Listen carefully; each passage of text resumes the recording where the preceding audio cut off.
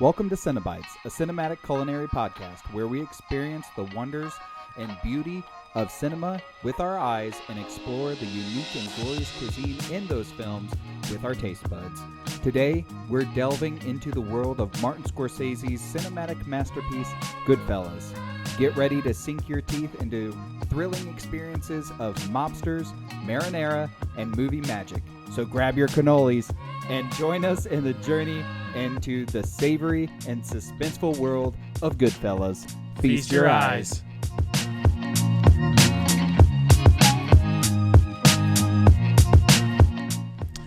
You know what? What? I was about to start it a different way. Well, wait. Yeah. Okay, go ahead. All right.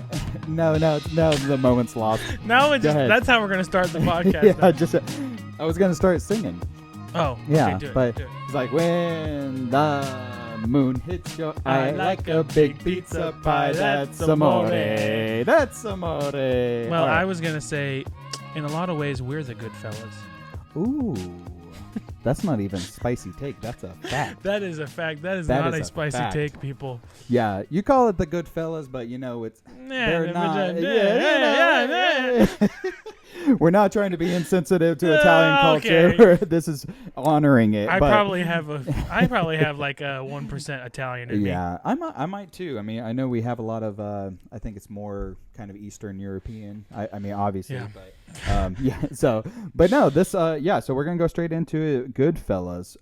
Great film. One of Martin Scorsese's best work that I have ever witnessed, and it's a lot of great. I mean, Martin Scorsese. I mean, he hits the mark almost all the time, and so he's a legend in itself. But this film in particular, I think, is what helped boost him if he wasn't already into that legend status. So, like I said, of course, we're talking about Goodfellas. Goodfellas. So yeah, not these Goodfellas. The movie. Yeah, the movie Goodfellas. So you have a young Ray Liotta, which is probably May he rest in peace. Maybe his biggest movie ever. Yes. You have Robert De Niro and Joe Pesci.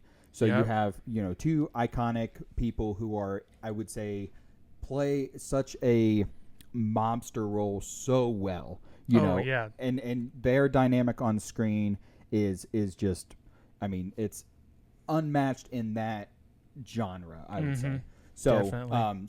So you got a lot of hard hitters, a lot of action, a lot of suspense, a lot of true to a lot of murder. Yeah, a lot of murder, a lot of language, a lot of drugs, things, a lot of things going on. A lot it is of chaos. a long movie. How long is this movie?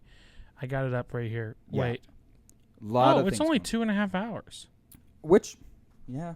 I mean, it's still a long movie, but I thought it was 3 hours. No, it feels like a 3-hour movie. It does. It feels like a 4-hour movie. And maybe that's part of the pacing of it is just kind of, but it's actually, I mean, this is a similar feeling, I think mostly because it's Robert De Niro and Joe Pesci in this film as well, but similar feeling and pacing to Irishman, but Irishman is much longer. I've not seen Irishman. Yeah, so. it's over 3 hours, and it's pretty good. I think it's still on Netflix. I'm not really sure, but So yeah, it's on Netflix. I thought it was like they got a deal. Like I thought it was a Netflix exclusive. Yeah, it's a Netflix exclusive. Yeah. So yeah. That's a good one too, but of course today we're talking about Goodfellas, and Goodfellas is great. I think we kind of had a mutual agreement that we wanted to talk about this. I think you mentioned it first, but I think one of the things that we were drawn to, and one thing that we haven't tapped into, is the Italian culture of their cuisine. Italian. If you've ever met an Italian family or been around anyone like a family-owned business from Italian families, food is life to them. If you don't talk about food and you're near Italian, or they don't talk about it and they're around you, I mean, are they really Italian? I don't know. So food is life. Guess not. So whenever you see, Italian families, or if you're fortunate enough to be invited to Italian families' homes, they're going to give you a smorgasbord of food. You're just going to go. And it's all good. Yeah, and it's all good. All good. It's all too good. And really really too good. And before I reveal what we're going to reveal, I will say that, this isn't going to be it's going to be hard to mimic quality Italian cuisine. And we just did it, I think, the quickest way possible. Quickest. But I think you'll get an idea and get a sense of it. Oh, yeah. But it'll still be good, I think. Yeah, I think so, too. But I just want to point that out that this isn't going to be like your authentic. It's not very authentic. I got all. So, it's very much American Italian food. Yeah, you could say that. And I'll admit to that. But, I mean, we're still here to eat, and it's more important that we're here to talk about the experience with the food and film and the connection there. So, without further ado, do it. I did it last time. Magic cloche. The spaghetti. So we got the spaghetti. You got your spaghetti and meatballs. Spin. Yep, little spin. So before we were actually recording this, you were kind of giving me some shade on mixing my sauce with the noodles. Yeah, I go in there to prep the plate for this episode. And I see that the sauce is already mixed with the noodles, the pasta. Yeah. And I thought, what is happening? Let me ask you this. wait. Because let me clarify. Because the way I would usually do is maybe you'd put a little bit of sauce in the pasta just so it's not sticking to each other. But just basically plain pasta, and you put the sauce on top and then the meatballs. But he had it all mixed together, the meatballs, the sauce, and the noodles. Let me ask you this. Do you do that with your mac and cheese? That is a stupid comparison. Do you do that? Do you do that with your fettuccine Alfredo? That is a dumb comparison. Yes, I've done it with fettuccine Alfredo. But this guarantees that you're going to have the equal or the same bite and experience every single time. That's not true. How? And I also don't think... How is that not true? One thing about this is when you mix the sauce beforehand, now the amount of sauce per bite that you're getting is predetermined, and you can't change that. Unless you want to add more sauce. Yeah, but then what's the point? You might as well have just done it in the first place, could put the correct amount that you wanted, and then we could argue about this for hours. I think we are definitely on different. But I have had fettuccine Alfredo before where the sauce is just on top. Just put it on top. But do you mix it yourself once you put the sauce on top? No, not always. You'll just eat it. What you do is I actually learned this from eating at Skyline Chili. They have like their noodles with chili and cheese on it. Yeah. And they don't mix the chili with the noodles. It's just on top. You got to eat it kind of like a pie where you got to get top, middle, and bottom all together in one bite. Why do you do that? What do you mean, why do I do that? Why do you do that? Well, because you want everything in one bite. Oh! But Wait you a can minute. But you can then determine how much in each bite. It's not predetermined on the sauce. And there's also just something about when you mix the sauce with the noodles, it feels cheap to me. It doesn't feel like a fancy restaurant. I don't know. I think it looks pretty fancy right now. I mean, it looks good. I'll still eat it. Yeah. If you watch, I mean, in a lot of cooking shows, they'll do it that way too. They'll prepare a red sauce mixed with the noodles. So I guess it just depends on what you're used to and what you've preference, We can have arguments about this all we want, but at the end of the day, we're going to eat it either way. It's still good. It's still going to be really tasty. So, I'm hungry too. I'm going to take some good bites on this. And then garlic bread. Oh yeah, sorry. We got heated into the spaghetti debate where, so we have spaghetti with sauce. Then we have Italian style meatballs on top. And then we have your garlic bread. Yep. Nothing wrong with that. Nope. Other than the sauce that's mixed into it, but is that really throwing you off? No, it's not. Yeah, I mean, I still like it and I'll still eat it. I just feel like I don't know. I feel like it's easier to do it, or just I don't know. I guess I never really had any issues either way. That's true. I'm not that strong about it, but it is fun to argue. And then we just have water to drink because the only drinks that they drink in Goodfellas are all alcohol. And so, yeah, literally, we were trying to find something, and it's all alcohol. So we thought, I guess we're having water. We're good with just the water. Yeah, I'm good with that. So the water is not factored into the rating. Yeah, and so, and honestly, I might eat this whole plate.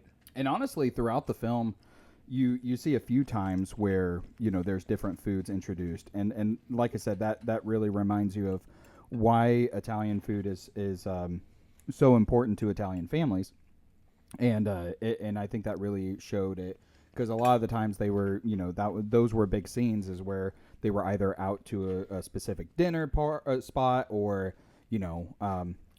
something that revolved around food. You know what I'm saying? So really, we could have gone a lot of different ways with this, but we chose the classic spaghetti, meatballs, and easy. yeah, and garlic bread. So yeah, happy with this decision. This maybe, I mean, whenever I'm going out, let's say to an Italian restaurant, spaghetti and meatballs is probably the last thing I would actually order. Believe it or not. True. But me too. But I like it though. I do too. I think maybe it's the variety they have. It's hard to make a decision. I was telling him that I usually get a chicken parm. Yeah.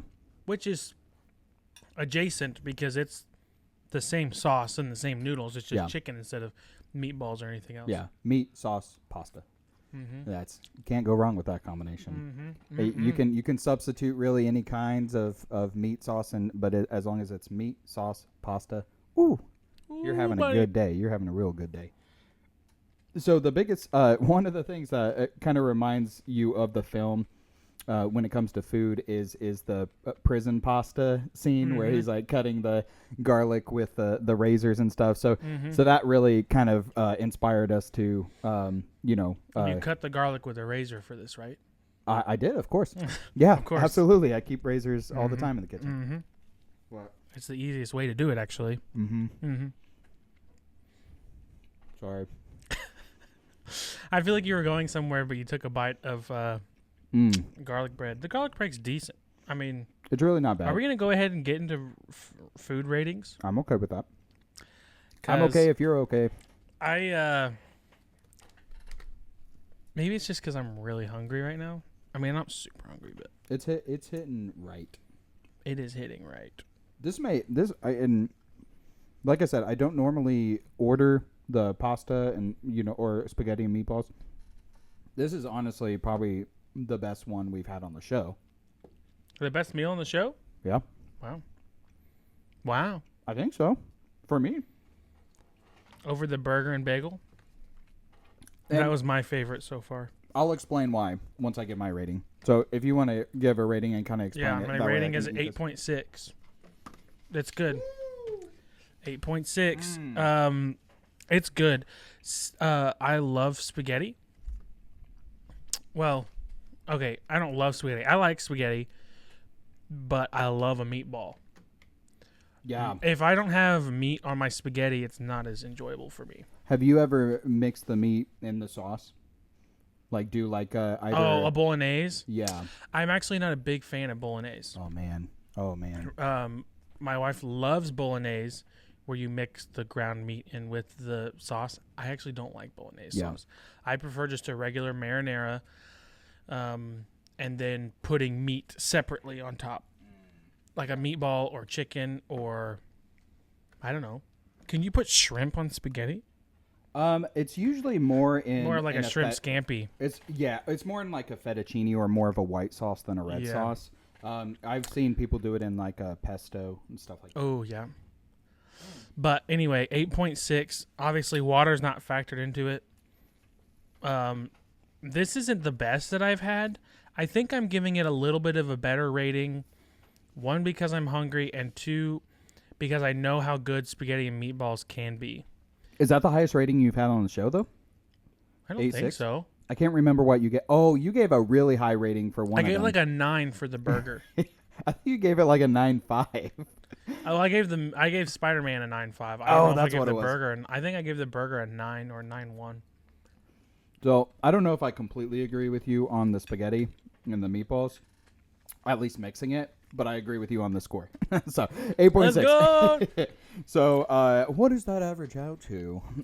So we got 8.6. 8.25. We got an 8.6 average. Yeah, I mean, you can't go wrong. And this one feels more complete. Obviously. That's a whole meal. That's what I'm saying. So we had to kind of force a meal together with the other movies. Like, you don't commonly have a burger with a bagel. You don't, and so there were different elements. So, obviously, like the Reservoir Dogs one, that's a breakfast one. But I love pasta. I'm not gonna lie. I can't go wrong. Even if this is on my lower end of pastas that I would recommend, Yeah. it is altogether a better meal, and that's why I rate It's a it whole higher. meal. Yeah.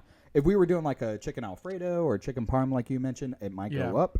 Or even like a good lasagna. Ooh. I'm not huge on lasagna. Oh, really? Oh, I'll man. eat it, but I love a good lasagna. I would have to be in the mood for it, but I love a good lasagna. So good. Lasagna. So that's our score, 8.6 for solid. Goodfellas, and that is very, very solid. Solid. So. So we're just going to talk a little bit about the movie, a little synopsis. Yeah, let's go. Would you like to take the honors of kind of explaining this? Oh, and before we start, as always, spoiler alert, this movie is older than both of us. So if you haven't seen this, there are spoilers in it. When did it come out? 1990. 1990. So a lot of things happen that we don't want to ruin if you haven't already seen it. But since we are doing the show, we are going to ruin a lot of stuff. So we like to give the warning every time in case there's some new munchies listening. Yeah, exactly. Munchies. You're our munchies. If you are. Was that last episode that we mentioned? The munchies. Yeah. If you are a new munchie joining the table, taking a seat at. I guess not taking it. That can be a different term, but you are joining us for this meal. Then welcome. Welcome. Spoiler alerts. So anyway, there's the main character, Ray Liotta's character. I mean, I guess Robert De Niro's also. I mean, there's kind of the three main guys, but I really feel like Ray Liotta's character is the main character. Anyway, he wants to be a gangster. When he was little, he kind of grew up in. Where did he grow up? It's in New York, right? Mm-hmm. And so Brooklyn. That's what it says right here.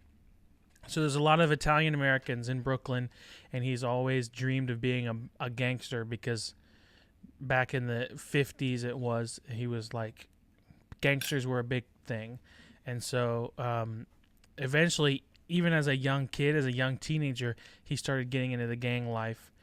And that's essentially, I mean, it's hard to give a direct plot of what happens in this movie because so much stuff happens. It's basically it kind of seems like it's just a documentation of the life of this group of gangsters for a few years, like just kind of what happens throughout their entire life. And so he goes through, he meets, what's Robert De Niro's character's name? Tommy? Is that right? No, Tommy's Joe Pesci. James Conway. Conway. Yeah, James Conway. So Henry meets Conway and Tommy, and they kind of become like their own little rat pack kind of deal, and go around killing people. Yeah. Living that mob life. Like literally not the opening scene. The opening scene of the movie, or does it start? It starts with him as a kid, right? But then the opening scene of him, like as an adult, that the first one that you see is him. No, it is the beginning of the movie. The beginning of the movie, the three of them are in the car, and they're driving that guy out into the woods, and they're about to bury him. Yeah, because doesn't he say, what is the line? It's a famous... All my life I've wanted to be a gangster. Yeah, that's like... I've always dreamt of being a gangster. That's a famous line, because it goes... It starts the movie. Yeah, it starts the movie, and you're just like, okay, I'm in. And so they're in the car, and then they're driving this guy who's in the trunk of the car, and they're going to... I don't think he's dead yet. They thought he was dead, so then they ended up killing him in the back of the car and then burying him. But anyway, and then it cuts to him being a kid. And so they kind of, that's how you get started. There's just kind of this team of these three guys. Conway kind of being the older, kind of the leader of the group. Yeah. But Henry kind of being he's the main character of this movie. Kind of leading things along. You get more of his life story than you get anybody else's. You start to get into his relationships. Yeah. He eventually gets married and then eventually cheats on his wife like a bunch of times, and then has kids, and then they end up going to jail at some point. Mm-hmm. And then you go all the way down to the line, and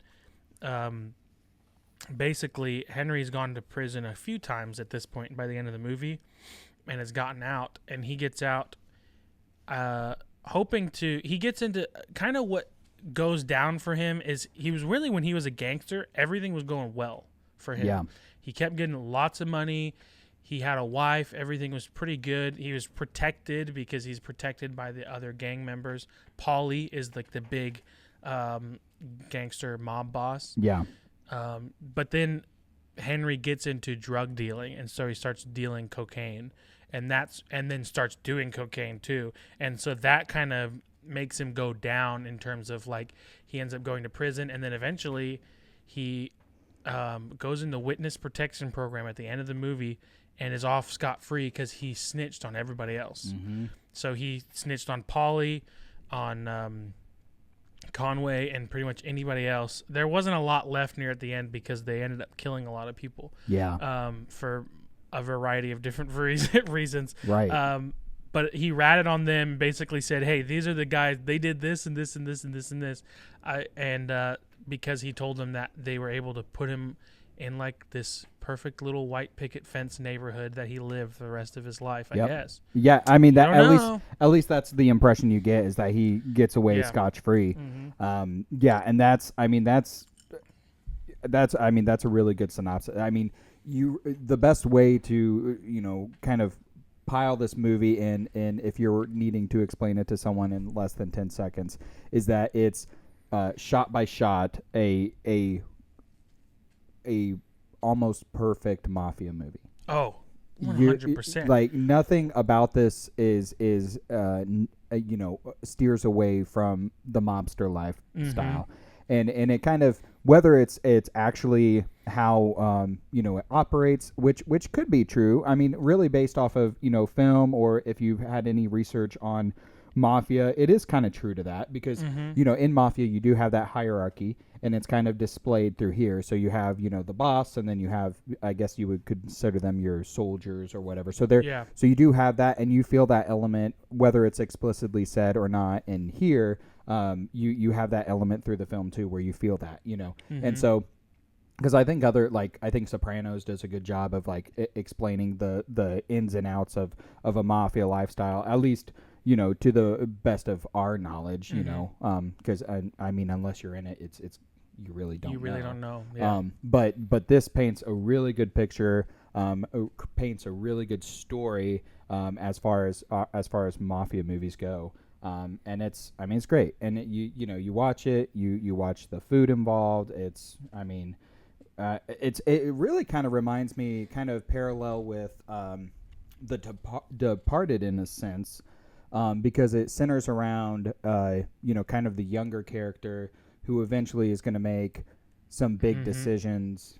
Well, I guess maybe a couple, but you have like that younger character who's kind of under the wing of the big head or the boss man, and so you kind of have that kind of feel, and maybe that's just Scorsese's wheelhouse, but you get two good stories, and that's kind of the sense that I got, kind of reviewing this again. I whenever I think of this movie, I always forget that it's actually based off of a real story. Yeah. Or at least loosely. Or at least a real person, because Henry Hill is a real person who used to be part of this gang family, and then went to jail a couple times, and then he became an FBI informant. Yeah. And so I think one difference was that I don't know if in the movie, if he's an FBI informant, he does inform the FBI one time of this one thing and then gets off. When I hear FBI informant, it sounds like he was actually part of the FBI for a number of years, probably. Yeah. So I wonder how he was able to tell his story without getting caught, unless Henry Hill is not the actual name. You know what I'm saying? No, right here, Henry Hill, American Mobster. You Google it. Oh, okay. Here's a picture of him with Ray Liotta. He died in 2012. But yeah, Henry Hill Jr. was an American mobster associated with I don't know how to pronounce that. Lucchese crime family of New York City from 1955 until 1980, when he was arrested on narcotics charges, the cocaine, and became an FBI informant after that. Wow. So, yeah. And in the movie, he was married to someone named Karen right here. He was married to Karen Friedman Hill from 1965 to 1989. So he's actually married to someone named Karen. Wow. So at least that information was true. Yeah, I guess I'm just kind of surprised that he still got away scotch-free with, being able to tell his story and it being turned into a film without having some connection of the mafia still being around to put a hit on him. You know what I'm saying? Yeah, I think that's probably what... I mean, he was in witness protection, I would still assume, even if he was a FBI informant. I'm sure he was in witness protection in some way to where they're... Because, if the FBI is working with this guy, if he's got all this information on mob activity, then they want to protect him because they give him good information. Yeah, that's true. And so they're probably protecting them, and so anyway, I think apparently, I don't know how he died, but he was pretty old in 2012. He would have been whatever that is, like 80, 70 or 80. Yeah, so, yeah. But he's also, if it's true to his story, he lived a crazy life too. So yeah, a lot of things going on. But a lot of times that he could have really, been killed. Yeah, and I think it's very interesting because when I think of Goodfellas, I don't ever remember it being part of a true story, but I guess they do say at in the beginning of the movie based on a true story. I think a lot of it is fabricated, but I wouldn't be surprised if the real Henry Hill, I don't know if he wrote a book or something, or or if he had any part in the movie working with Martin Scorsese. He might have. Yeah. So at that point, yeah, he would have had the ability to do so. Yeah, and he could inform Scorsese of like even if it didn't actually happen, because I'm sure there's lots of fabricated things, whether or not it's something that might actually happen, right, or something that's realistic. Yeah, because I think that's, I think that a lot of times real life, even though sometimes it does, but real life doesn't make very interesting stories sometimes. Right, and so if you make an interesting story, then you have somebody who lived similar experiences can maybe say, this could have actually happened, or or that's not realistic. Maybe we should change that. Yeah, to fill in the gaps or whatever. Yeah. And that's classic. I think every film that is based off of a movie or takes some kind of biopic, it's gonna have maybe key moments that happened, but you have to fabricate it. You have to make it big to really, because you're not going to get as good of a story, and at the very least you're fabricating all of the dialogue. Yeah, because unless you have somebody who was really there and was like documenting. A scribe. Yeah, just a scribe writing everything down. You don't know what these guys are actually saying. It's like, don't shoot the scribe. Yeah, just let him write down everything that we have to say. Anyway. Wow. Do we want to get into a spicy take? Sure. Yeah, I'm down for spicy takes. Do you have a spicy take? I think so. I think my spicy take is this is the best mafia movie ever created. Okay, let's. I think I agree, but let's challenge that and look up some mafia movies. I bet you won't. American Gangster. I have not seen that. Was that Denzel? Yeah, it's Denzel. good. It's good. Irishman's coming up. You've seen The Irishman, but even you say it's not as good. Casino, another Scorsese movie. Which is fantastic, too, by the way. With Robert De Niro and Joe Pesci.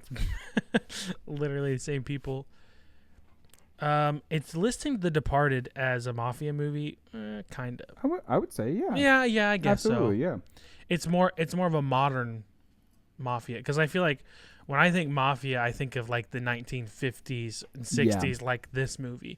Yeah. Not like whatever. This was like modern time, because this was in 2000. It came out in 2006, and I think it takes place pretty much modern time. Yeah. But no, I think I agree. And maybe Scarface. Scarface was another one I saw that was up there.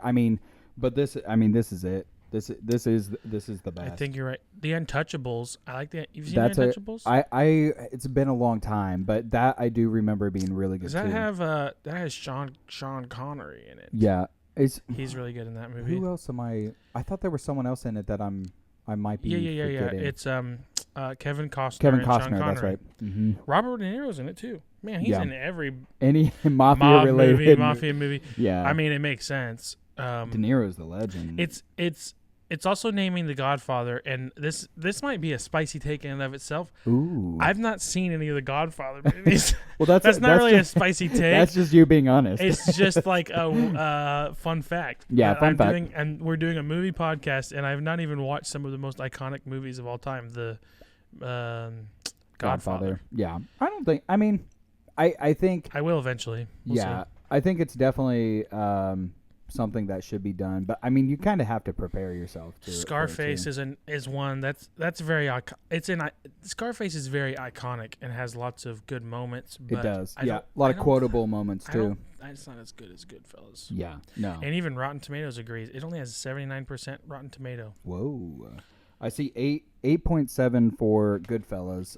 Let me see Scarface on IMDb. Let me see for Scarface. Scarface is 8.3 IMDb. Okay. I mean, so I guess the general public, I guess it's not super spicy then. I guess the general public would say that Goodfellas is the best mafia movie. Yeah.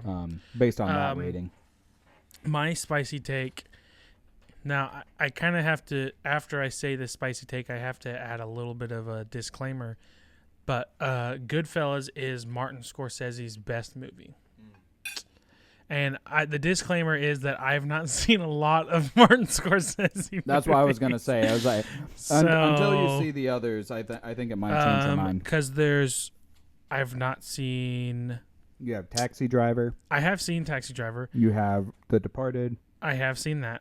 I have the few that I have not seen that are notable are The Wolf of Wall Street, Irishman, Raging Bull, and Gangs of New York. I mean, there's a number of other ones, but I've seen maybe like 4 Scorsese movies, and out of the 4 I've seen, it's the best one. Well, I it's not really that spicy, but I think I have not seen the other movies that I have not seen yet, but it would be hard to beat out Goodfellas. It would be hard. I mean, I agree. I think it's great. I mean, you can't go wrong with Goodfellas. I mean, obviously, and I've hinted on this, or not hinted. I've referenced this before, but it's it's preference too. If you're someone who's watching it and don't want your kids around, which is good. I mean, it's a rated R movie, so your kids probably should be old enough. Yeah, but I mean, it's a foul movie. But I mean but like I said, if you have that out or understanding that that's their lifestyle, that's just another word to them or whatever. Mm-hmm. That's just how they are and how they interact with others. Then and you piece that together. But other than that, I mean, everything is so well crafted. Yeah. I mean, I think 8.7 is a very very truthful rating based on what IMDb is saying. Mm-hmm. And another give credit to where credit is due. Joe Pesci actually won the Oscar for Best Supporting Actor this year. Oh, yeah. Oh, this year? Or no. For this movie, yeah, you mean? For that, yeah. So and very well justified or rewarded. His character, as much as Robert De Niro is great in this movie, Joe Pesci's character is more memorable for sure in this movie. And I think, other than of course Henry Hill, who is the main character, Joe Pesci his character Tommy is very iconic and very kind of like what we talked memorable. About with Michael Madsen. He's more of a loose cannon, I think, too. Like Tommy is a loose cannon, very sure. much so. I mean, he killed a guy and had no remorse. And kid was he killed lots of people with no remorse. Yeah, exactly. Yeah, that's. But I mean, it was more like, at least there was a sense of code or understanding when they were doing something, that they were all on the same page as like, this is what we're doing, this is why we have to do it kind of feeling. Joe Pesci's character or Tommy would just do it, and they'd be like, why'd you do that? So like off of the page, The one scene when I don't know where they're at, but they're sitting around playing cards and drinking, and the guy who's serving them drinks makes some sort of snarky comment to Tommy. I don't know what it was, but and then eventually ends up just killing the guy. Yeah. Because he was just mad at him. And then later, another thing, he's at a bar, and there's this guy who is a made man, meaning he's part of the gang life, and he's made in that he is protected by the gang, so you can't mess with this guy or you're gonna be done for. Yeah, yeah. And this made man, I don't remember his name, eventually or made some sort of comment about Tommy, about something he did in his past, and was making fun of him. Yeah. And then when everyone else leaves the room, Tommy and the three of them actually, Tommy starts it, but then they just literally beat the guy to death. Yeah. And so they're just like, Right. It's just like for no reason. And it's this made man that they are told not to mess with. Yeah. And eventually it came back to bite him, because that's how Tommy's character died. That's how Right. he died, is because later on in the movie, even if it was years later, I think, Yeah. he was shot because of people who were part of this made man's gang or his faction or whatever you want to call it, came after Tommy and killed him. Yeah, because I think that was the risk, is he was going outside of the code, if Yeah. you will, of what they were supposed to do, and he just didn't care, and didn't He think didn't he was care. going to get caught. He thought he was on, I mean, at that time he was on top of the world, and he thought that he was invincible at that Yeah. time. But then as the story goes on, we realize that's not the case, Mhm. and when Tommy's gone. And, And I was going to make a comment, because the kid that he had shot, that we talked about, that was kind of erratic behavior of Tommy's, which is most of his behavior. He had shot the kid in the foot prior to that. Mm-hmm. So I think that kid was just kind of like, and he's not really a kid, I mean, he's young at all, but he was just kind of like, I'm done with you. Mhm. And he kind of embarrassed Tommy, and that's when Tommy's like, well, I'm just going to kill you. Yep. Like, that's just like, And, well, geez. you're dead. It's like, okay, man. Yep. But So yeah. So yeah, Joe Pesci, phenomenal performance. Everyone had a phenomenal performance, and as we've talked about before, any good film that has rightfully done so to be called a great film is backed up by great performances, and you see that with all the leads in this, and even a lot of the supporting cast. Obviously with Joe Pesci, I mean, Joe Pesci rightfully so won an Oscar for it. So yeah, so great movie, great. I mean, the takes are spicy. I don't know if they're the spiciest takes. these takes are pretty mild in their spiciness, I feel like. Yeah. Well, I don't know. Some people might think that there's better Scorsese movies. Yeah. But I've not seen them. I have a number of movies that I still need to see, but so far from what I've seen, I've not seen anything better. This is peak Scorsese movie right here. Mm-hmm.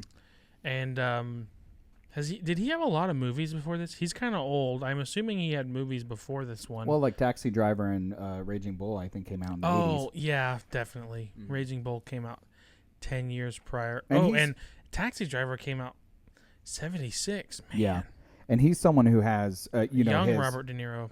He's someone who has his go-to actors, kind of like we talked about. yeah. With, so Robert De Niro's De in Niro. multiple. Leo's been in a few. So and those are heavy hitters in Hollywood. So he and I mean that's Scorsese though. Scorsese's, I mean, he's up there with Spielberg or any iconic directors. Robert De Niro, and then more recently Leonardo DiCaprio. He's doing most movies with him. I mean, the new one coming out this year, Killers of the Flower Moon. I do want to see that. Which I've not even seen a trailer or anything for it. I'm interested what it's about. It looks good. I think it. What is it? I loosely saw the It trailer. says it's a Western kind of. Yeah, I know there was a lot of Native American interactions, I think, at least based on the trailer. I didn't watch the trailer, very... I wasn't invested when I first saw it, but I think that's what I gathered, but I'm really not sure. It looks like it. It looks like maybe his the love interest is Native American. Yes. I think that's what I gathered. It looks like it's based off of a book. It's gonna be good. I mean, it's got to be, right? Based off a book of the same name, Killers of the Flower Moon. I wonder if there's any food in it. Maybe we can do that if there's food. Ooh, there might be. Might be some food that we can get into. Oh, look at this scene right here, or this there's this picture right here, and they're at a dinner table and they're eating something. Maybe we can. I don't know what it is. Maybe we can. Well, we'll talk about that later for future references. Yeah. Do you have really anything else that you would like to add about Goodfellas? I mean, I will say one thing about this movie. This was one of the first movies I had seen that had this caliber of violence and like just crazy stuff. Yeah. And language and everything and drugs. This is one of the first movies I had seen with that. With all that. With all of that in it. Just because I hadn't seen a lot. You know, as a teenager, you can watch PG-13, but I couldn't watch a lot of rated R movies. Yeah. And then start to get to the point you can watch rated R movies. Yeah. And then I think this one was recommended to me. Obviously, it had come out, 23 years before I was even a teenager. Yeah. And so, but yeah, this movie, it was very shocking the first time I saw it, and it's still shocking. And so it's kind of interesting that this was like kind of my first exposure to a movie like this, and it was really shocking.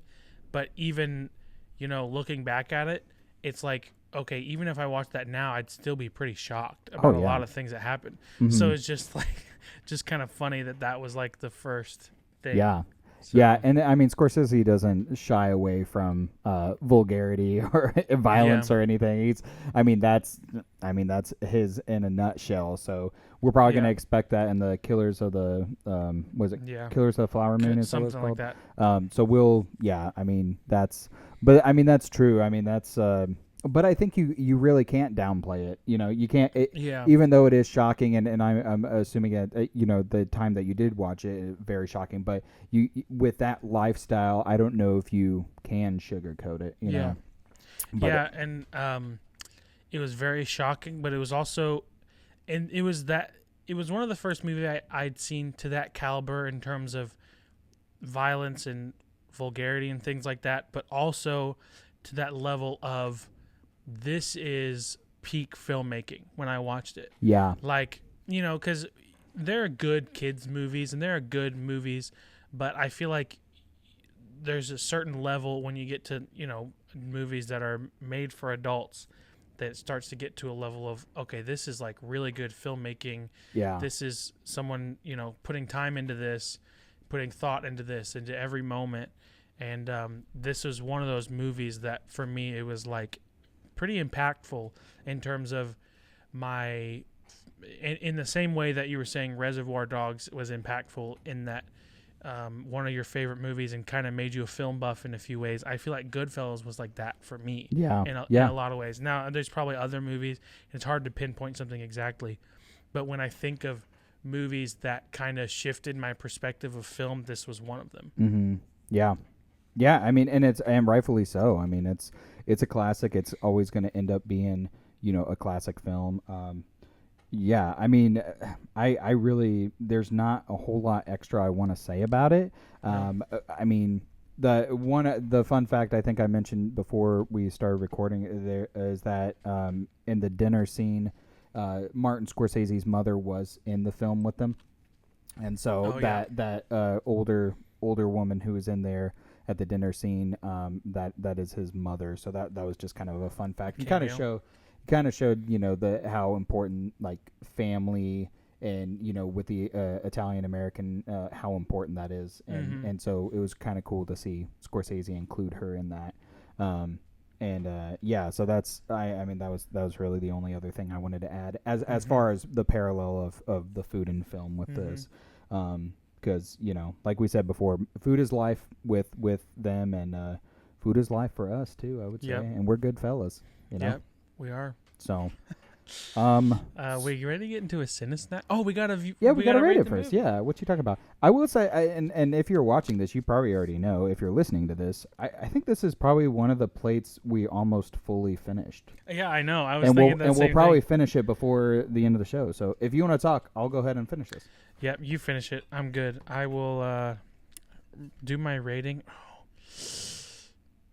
I'm trying to think. I think I already have mine. I feel like I want to make sure that I'm rating everything comparatively to what movies we've already rated on the pod, but it's also just so hard to remember. I think at the same time for these ratings, and sorry to cut you off, what we should do is just gut check. Yeah. Just say gut reaction. Gut reaction. Like if I were to say, and we didn't record any of the other shows. Okay, gut reaction. If your gut, boom. What is okay? Awesome. I think I have one too, but you go ahead and talk about gut reaction. This has now become the highest rated film that we've reviewed on that I'm rating that we've done on CineBites. 9.6. Rightfully so. 9.6. Because I did Spider-Man at a 9.5, which is still a really great movie. But to this day, I think I'm just going to keep regretting that I did. But that was a gut reaction, though. That was a gut reaction. All right. Here's but 9.6, this movie is now the number one. I mean, it is a classic of a classic. Mine what is it? Is a 9.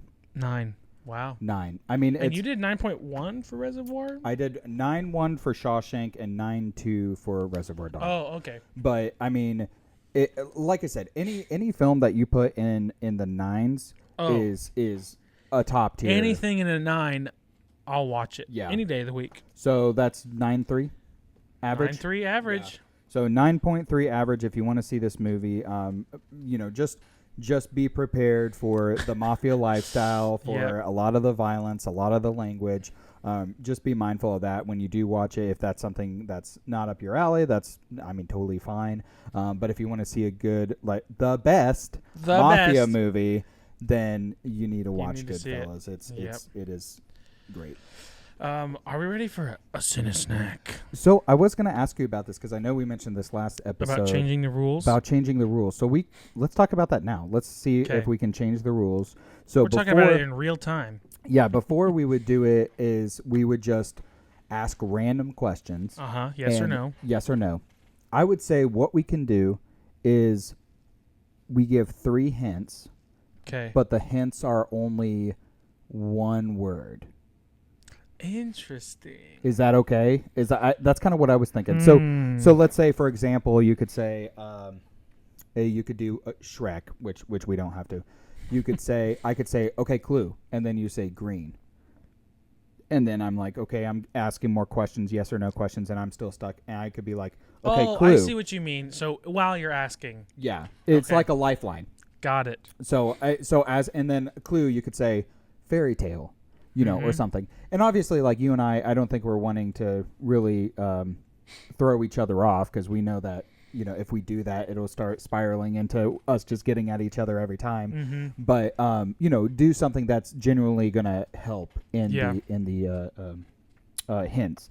So are you okay with that? Do you want to change the rule to that? Yeah, we'll do that. We'll try that, see if it works. So still yes or no questions and 3 lifelines. Yep. Which can only be one word. Got it. One word. Okay. So I'm writing my movie down. Oh, I forgot that I'm guessing. Yep. Shoot. You're going to get punished. Also, to everyone who's not watching this and listening, we did finish the plate. So if you were dying to know. Give me 1 second here. Yeah. So. Oh, yeah, I need to get a timer, too. I got one as well. So.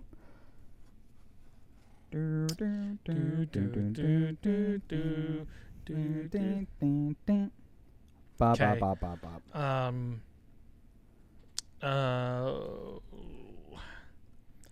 I just need to. Okay.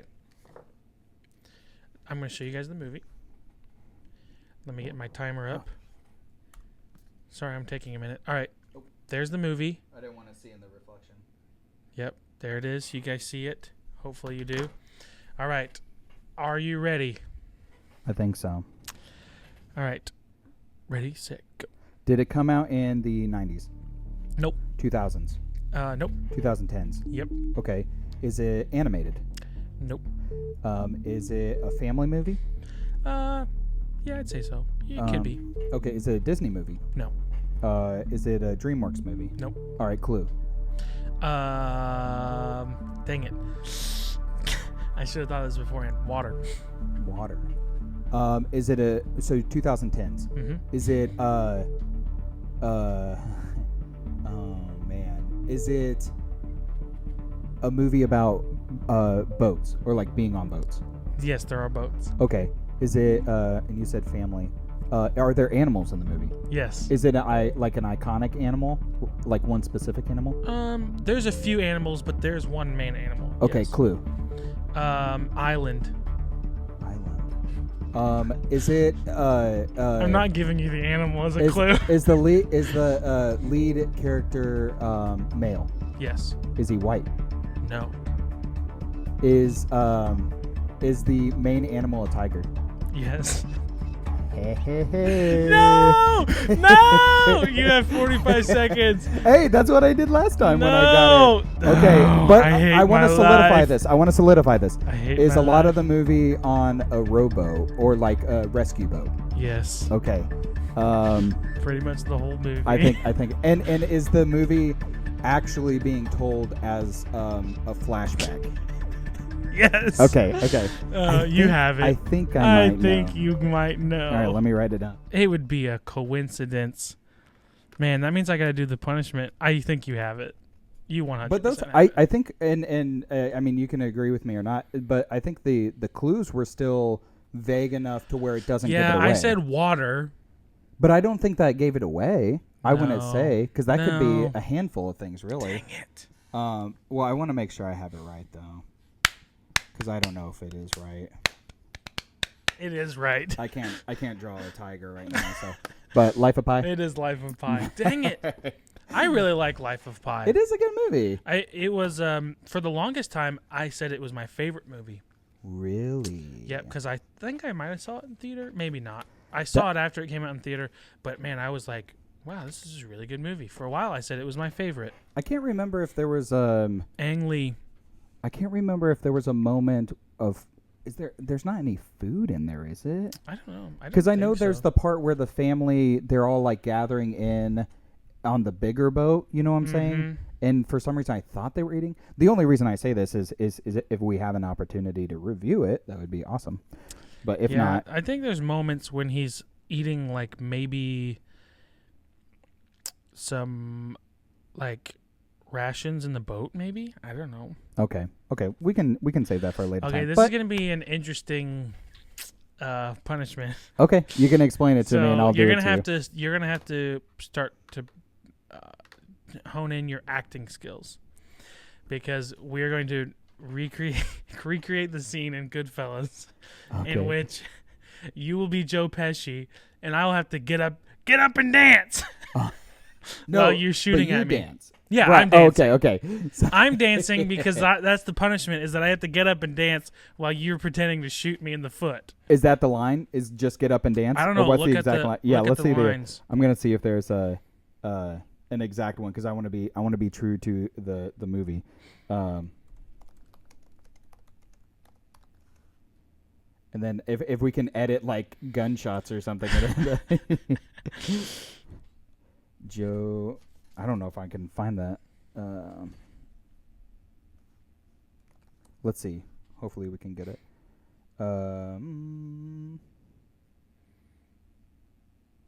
Yeah, I'm sure it's. I mean, if I just say get up and dance and then just make gun noises. Okay, that's the punishment, is that I have to get up and dance. Got to enter my Joe Pesci. It's Okay, going to be a wait, terrible Joe Pesci. We'll reenact this like I'm serving you drinks. Okay, and then I just say. And then, wait. Here we go. Yeah, because that's the part where he actually shoots him in the foot. Yeah. Okay. Okay. So I come and I serve you your drink. Okay. Hey. Hey, you stinky. Hey, you stinky guy. Hey, you stinky guy. Well, no, I'm saying that to you. Oh, you called me a stinky guy? Yeah, because you're a stinky guy, and so now you're mad at me. Oh, I'm a stinky guy, eh? Yeah, you're a stinky guy. I'm a stinky guy. Uh-huh. Well, how about you get up and dance? Maybe edit like gunshots in there. My foot. Yeah, walk it off. And And scene. Wow. That was good. I'd say that's a faithful recreation. Yeah. Is your foot okay? I think it'll be okay. Was it Oscar for best supporting role okay? Maybe. Okay. Well, I'll take a maybe. We'll take a maybe. All right. Send us out here. As we wrap up this cinematic culinary journey through the world of Goodfellas, we hope you savor every moment of our exploration into the delectable realm of film and food. Just as a fine meal can leave us a lasting impression, so can a well-crafted movie, and Goodfella offers a feast for the senses. Man. All the dancing around. The dancing. Thank you for joining us on this exploration of Goodfellas. Stay tuned for more cinematic flavors in our upcoming episodes. Be sure to follow us on YouTube, Instagram, and anywhere we can, major podcasting platforms you can listen to us, the audio version. So until next time, bon appetit and happy viewing.